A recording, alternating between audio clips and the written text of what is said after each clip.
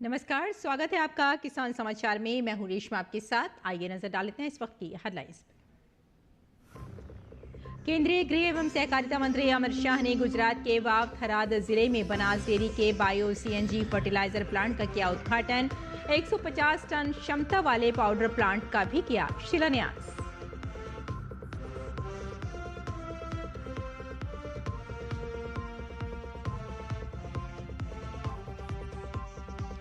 मध्य प्रदेश सरकार ने वर्ष 2026 को समृद्ध किसान समृद्ध प्रदेश थीम के साथ कृषि वर्ष के रूप में मनाने का लिया निर्णय।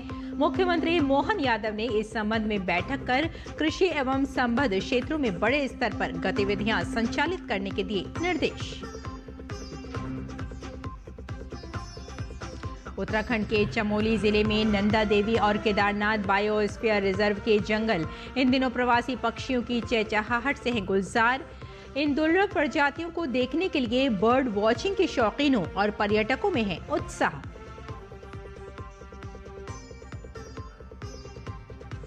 और मौसम विभाग ने आज दिल्ली, पंजाब, हरियाणा, चंडीगढ़, झारखंड, छत्तीसगढ़ और एमपी में अलग अलग स्थानों पर शीतलहर की स्थिति रहने का अनुमान जताया।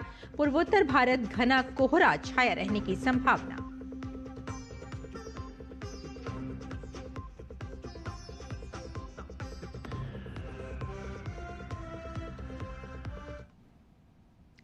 और आइए अब समाचारों पर डालते हैं विस्तार से नजर।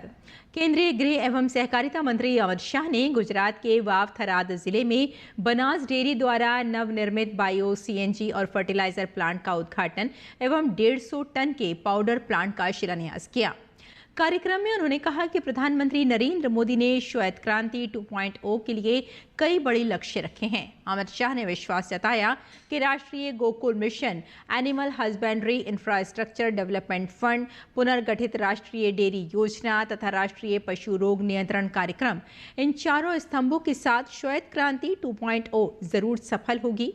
ये प्रोग्राम वाव थराद जिले के देवदार तालुका में सनाधार डेयरी में केंद्रीय सहकारिता मंत्रालय के एक डेलीगेशन की मौजूदगी में ऑर्गेनाइज किया गया था। अमित शाह ने सनाधार डेयरी में बनास रेडियो स्टेशन, आलू प्लांट और आइसक्रीम प्लांट का भी दौरा किया। साथ ही उन्होंने पार्लियामेंट्री कंसल्टेटिव कमेटी के मेंबर्स और बनास डेयरी के बोर्ड ऑफ डायरेक्टर्स के साथ मीटिंग की।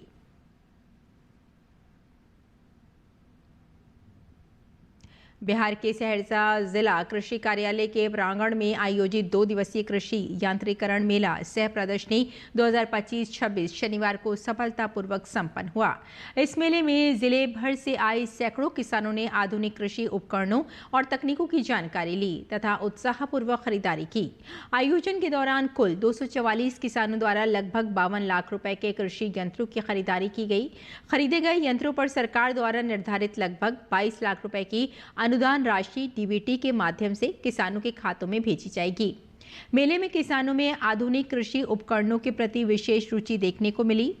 रोटावेटर, गेहूं थ्रेसर, मोटर चालित कुट्टी कट्टा मशीन, पावर विडर, तेल mill, rice mill, reaper, manual agriculture kit सहित कई उन्नत कृषि यंत्र किसानों की पहली पसंद बने। उम्मीद की जा रही है कि इससे जिले में कृषि उत्पादन क्षमता और किसानों की आय में सकारात्मक वृद्धि होगी।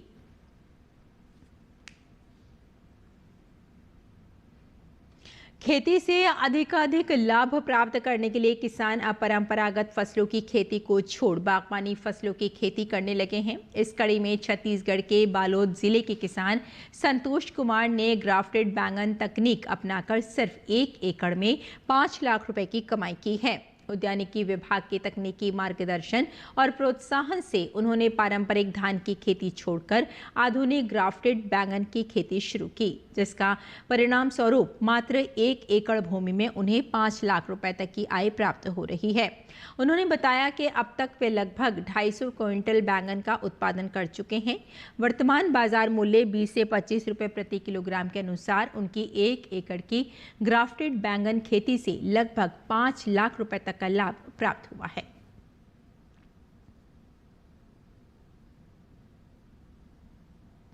पश्चिमी विक्षोभ होने की वजह से कश्मीर, उत्तराखंड और हिमाचल प्रदेश में बारिश और बर्फबारी की चेतावनी की गई है। बारिश और बर्फबारी की वजह से पहाड़ों से चलने वाली पछुआ हवाएं मैदानी हिस्से में सर्दी और बढ़ाएंगी। वहीं दिल्ली का तापमान तो 9 से 10 डिग्री के बीच बना हुआ है।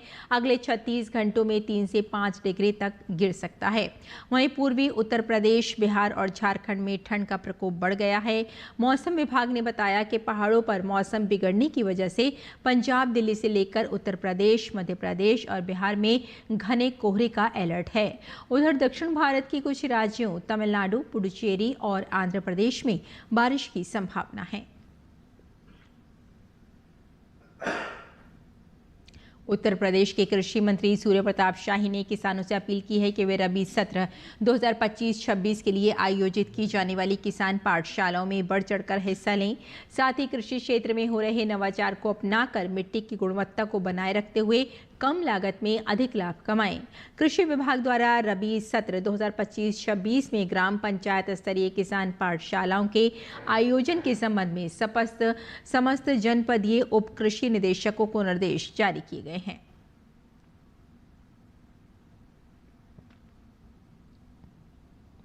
मध्य प्रदेश के नीमच जिला प्रशासन, नगर पालिका परिषद और कृषि विभाग ने शनिवार को शहर के दशहरा मैदान में साप्ताहिक जैविक हाट की शुरुआत की।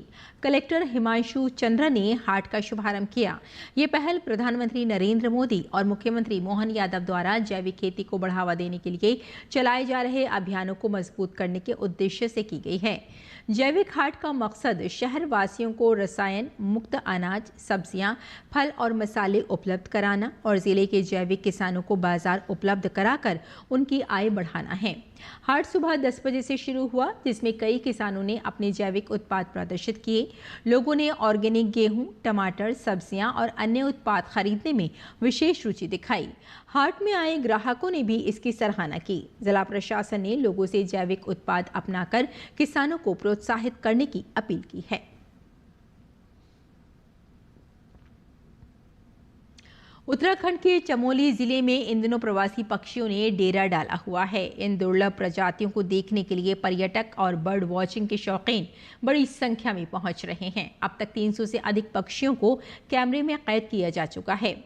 नंदा देवी और केदारनाथ बायोस्फीयर रिजर्व के जंगल इन दिनों पक्षियों की चहचहाहट से गुलजार हैं। स्थानीय लोगों से लेकर विशेषज्ञों तक सभी में खासा उत्साह देखने को मिल रहा है।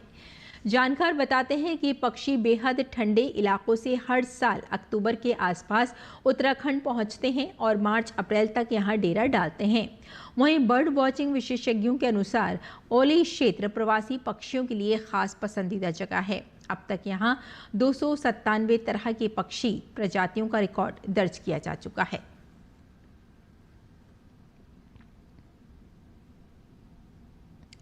मध्य प्रदेश के रायसेन जिला कृषि विभाग ने गेहूं की फसल में बढ़ते जड़ माहू प्रकोप को देखते हुए किसानों के लिए नियंत्रण संबंधी दिशा निर्देश जारी किए हैं। विभाग के अनुसार जड़ माहू कीट मिट्टी की सतह के नीचे जड़ों से रस चूसकर पौधे को कमजोर करता है, जिससे पौधा पीला पड़कर सूखने लगता है और प्रारंभिक वृद्धि पर गंभीर असर पड़ता है। सलाह में कहा गया है कि कम प्रकोप की स्थिति में किसान प्रभावित पौधों को जड़ सहित निकालकर नष्ट करें, जबकि अधिक प्रकोप की स्थिति में किसान इमिडाक्लोप्रिड 375 से 500 मिली प्रति हेक्टेयर या थियामेथोक्सम 450 से 500 मिली प्रति हेक्टेयर पानी में घोलकर फसल पर छिड़काव करें। कृषि विभाग ने किसानों को समय पर निगरानी और उचित नियंत्रण उपाय अपनाने की अपील की है।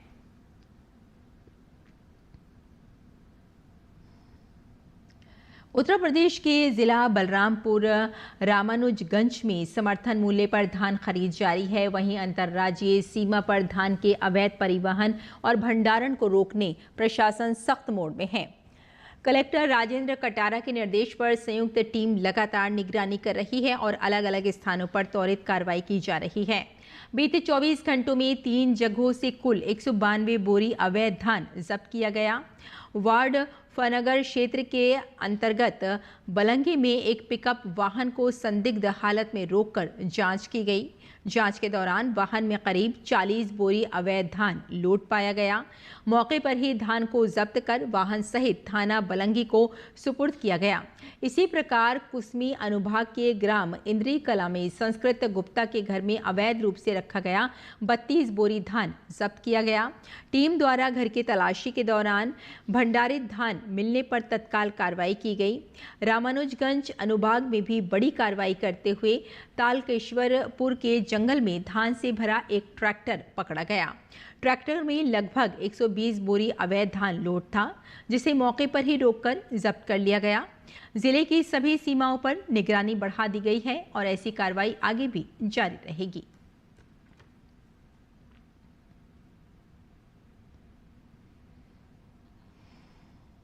राज्य में रेशम उत्पादन और ग्रामीण उद्योगों के विकास को बढ़ावा देने के लिए ओडिशा सरकार ने 2 योजनाएं शुरू करने का फैसला किया है।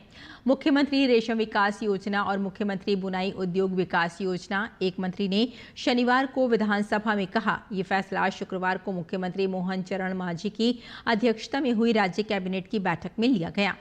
मुख्यमंत्री रेशम विकास योजना के तहत 274 करोड़ रुपए 5 साल में खर्च किए जाएंगे, ताकि बेहतर इंफ्रास्ट्रक्चर और स्किल बिल्डिंग पहलों के जरिए राज्य के सेरिकल्चर उद्योग को मजबूत किया जा सके।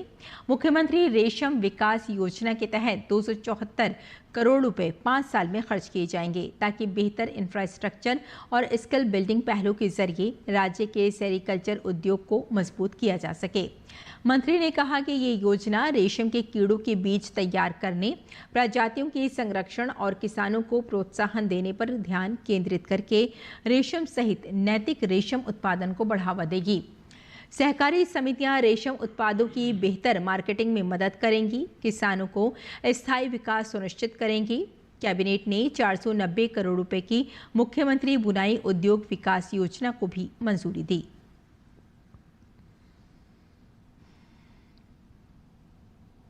मध्य प्रदेश सरकार ने वर्ष 2026 को समृद्ध किसान समृद्ध प्रदेश थीम के साथ कृषि वर्ष के रूप में मनाने का निर्णय लिया है। मुख्यमंत्री मोहन यादव ने इस संबंध में बैठक कर कृषि एवं संबद्ध क्षेत्रों में बड़े स्तर पर गतिविधियां संचालित करने के निर्देश दिए।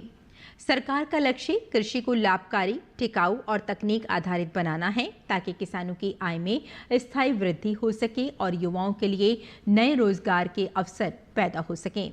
कृषि वर्ष के दौरान प्राकृतिक खेती को गांव-गांव तक पहुंचाने, मृदा स्वास्थ्य परीक्षण, आधुनिक कृषि तकनीक प्रसंस्करण, उद्यानिकी, पशुपालन, डेयरी और मत्स्य पालन में नवाचार पर विशेष फोकस रहेगा। राज्य से लेकर जिला स्तर तक मेले, महोत्सव और जागरूकता कार्यक्रम आयोजित किए जाएंगे। किसानों को अंतर्राष्ट्रीय नवाचारों से अवगत कराने के लिए विदेश भ्रमण भी कराया जाएगा। कृषि वर्ष में विभिन्न फसलों, मोटे अनाज, मधुमक्खी पालन, मशरूम, मखाना, पराली प्रबंधन और निर्यात उन्मुख कृषि पर राज्य स्तरीय कार्यक्रम प्रस्तावित हैं। सरकार का दावा है कि इन प्रयासों से ग्रामीण अर्थव्यवस्था को नई गति मिलेगी और प्रदेश में कृषि आधारित रोजगार के नए अवसर पैदा होंगे। और मध्य प्रदेश सरकार ने भावांतर योजना के तहत सोयाबीन का मॉडल रेट 4,217 रुपये प्रति क्विंटल घोषित किया है। ये रेट पिछले 14 दिनों के बाजार भाव के भारित औसत पर आधारित है।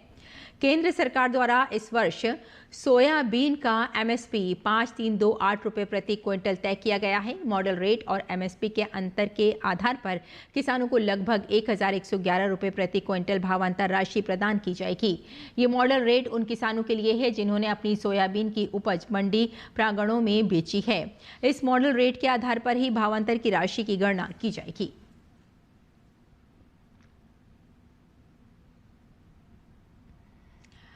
और आइए अब जान लेते हैं देश भर की मंडियों का भाव।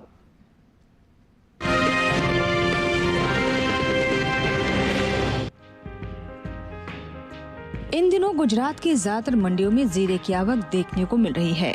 हाजिर भाव की बात करें तो एग मार्केट के मुताबिक गुजरात की मेहसाणा मंडी में 5 दिसंबर को जीरे का भाव था 19,875 रुपए। 6 दिसंबर को इसके भाव 125 रुपए गिरकर 19,750 रुपए पर आ गए। जबकि राज्य की ही मोरबी मंडी में इस दौरान जीरे के सौदों में मजबूती के साथ कारोबार हुआ। यहाँ बीते दिन जीरे का भाव रहा 19,000 रूपए। आज यानी शनिवार को इसके सौदे 50 रूपए चढ़े और जीरा हो गया 19,050 रूपए।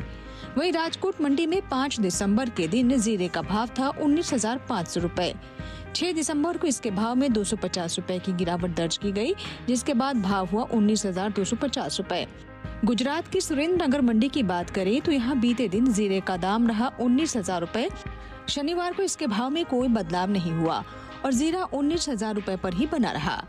बता दें कि विदेशी बाजार में भारतीय मसालों की लोकप्रियता तेजी से बढ़ती जा रही है। भारतीय मसाला बोर्ड की ओर से हाल ही में जारी किए गए ताज़ा आंकड़ों के मुताबिक निर्यात किए जाने वाले जीरे की मात्रा और कीमतों में खासा इजाफा हुआ है। साल 2024-25 में देश से जीरे का कुल निर्यात 2,29,881 टन का हुआ है, जबकि बीते साल की समान अवधि के दौरान ये निर्यात रहा था 1,65,269 टन। यानी इस साल जीरे के निर्यात में तकरीबन 64,612 टन की बढ़ोतरी हुई।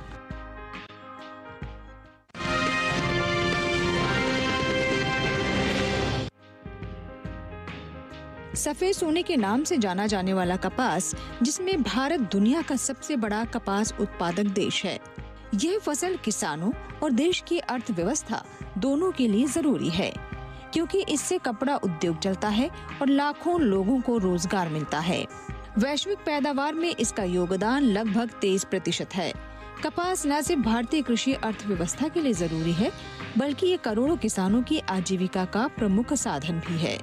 वहीं कपास की पैदावार को देखें तो कृषि एवं किसान कल्याण मंत्रालय की ओर से साल 2024-25 के प्रमुख कृषि फसलों के तीसरे अग्रिम अनुमान को जारी किया गया है, जिसके मुताबिक घरेलू स्तर पर खरीफ कपास की पैदावार में इस साल कमी देखने को मिल सकती है, जिसका असर कपास के बाजार भाव पर पड़ सकता है। साल 2024-25 के दौरान खरीफ कपास की पैदावार 306,92,000 गांठ होने का अनुमान जताया गया है, जबकि बीते साल इस दौरान खरीफ कपास की उपज 325,22,000 गांठ थी।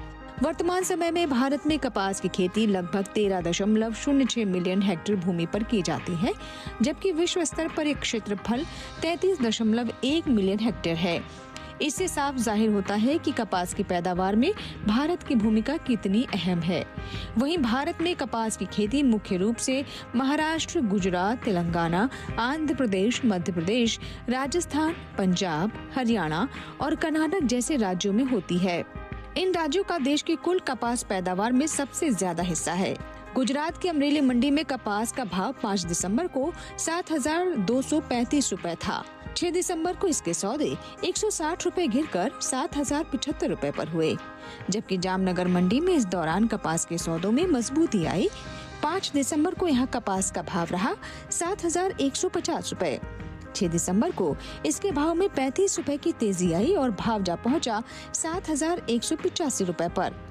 हालांकि जूनागढ़ मंडी में कपास के भाव में कोई बदलाव देखने को नहीं मिला और कपास 5 और 6 दिसंबर को बिना किसी घटत बढ़त के 7,100 रूपए पर बिका।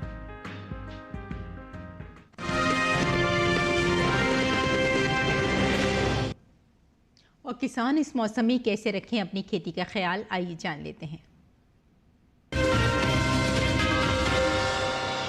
नमस्कार, आप देख रहे हैं डीडी किसान।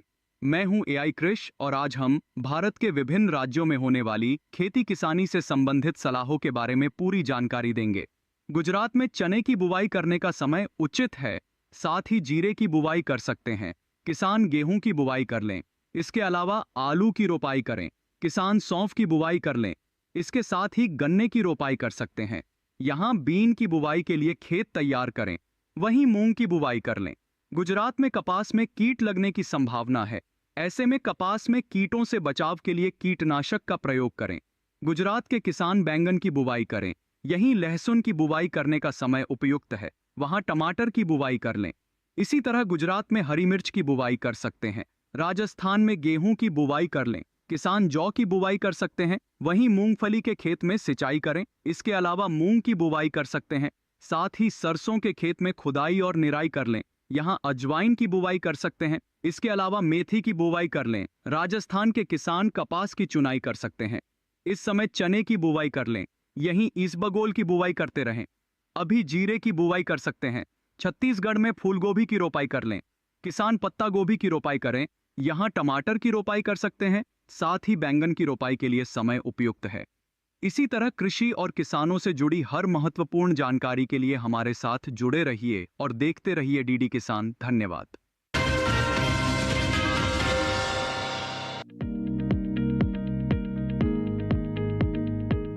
धनिये की खेती के लिए दोमट मिट्टी सबसे अच्छी मानी जाती है।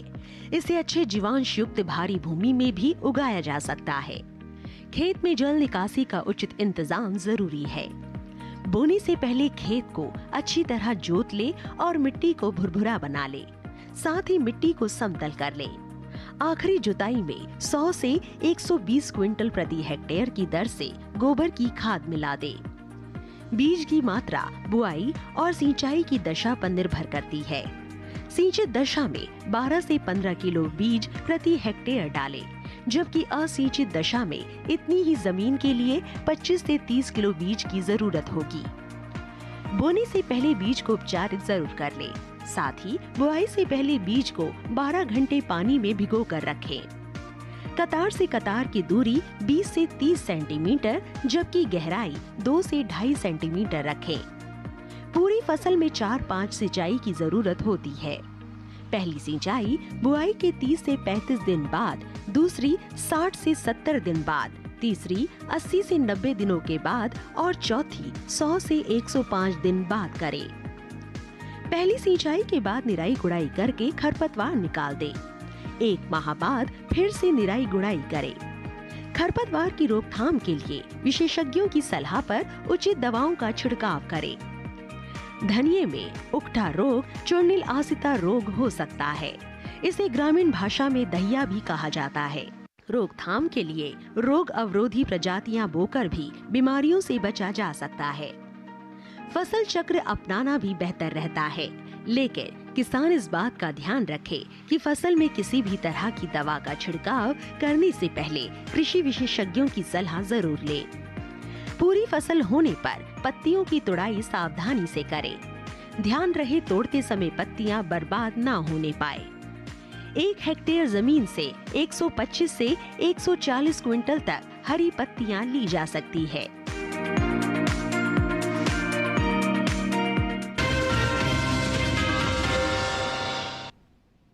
और खेती किसानी के साथ साथ आइए नजर डाल लेते हैं कुछ और महत्वपूर्ण खबरों पर। खास खबर में नॉर्थ गोवा के अरपोरा में कल रात एक नाइट क्लब के रेस्टोरेंट में आग लगने से 25 लोगों की मौत हो गई है, जबकि 6 लोग घायल हैं। ये दर्दनाक हादसा कल रात करीब 12 बजे हुआ। हादसे में घायल हुए लोगों को अस्पताल में इलाज चल रहा है। जानकारी के अनुसार मृतकों में अधिकतर क्लब के किचन वर्कर थे, जिनमें 3 महिलाएं भी शामिल थीं। आज सशस्त्र सेना झंडा दिवस के मौके पर पूर्व सैनिक कल्याण विभाग की सचिव सुकृति लिखी की अगुवाई में रक्षा मंत्रालय के प्रतिनिधि मंडल ने उपराष्ट्रपति सीपी राधाकृष्णन से मुलाकात की। इस दौरान उपराष्ट्रपति को सशस्त्र सेना झंडा दिवस का बैज लगाया गया। लेह में बीआरओ प्रोजेक्ट्स के उद्घाटन समारोह में रक्षा मंत्री राजनाथ सिंह ने बॉर्डर एरिया कनेक्टिविटी पर जोर दिया। दिल्ली सरकार ने छात्रों को एआई के माध्यम से वास्तविक समस्याओं का समाधान सिखाने हेतु दिल्ली एआई ग्राइंड पहल शुरू करने की घोषणा की। मध्य प्रदेश के बालाघाट जिले में नक्सल इतिहास का सबसे बड़ा सरेंडर। हार्ड कोर नक्सली कबीर समेत करीब 3 करोड़ रुपए के इनामी 10 नक्सलियों ने किया आत्मसमर्पण। भारत पाकिस्तान अंतर्राष्ट्रीय सीमा के पास शनिवार शाम सेना ने एक संदिग्ध युवक को पकड़ा। आरोपी की पहचान आंध्र प्रदेश निवासी प्रशांत बेदम के रूप में हुई है।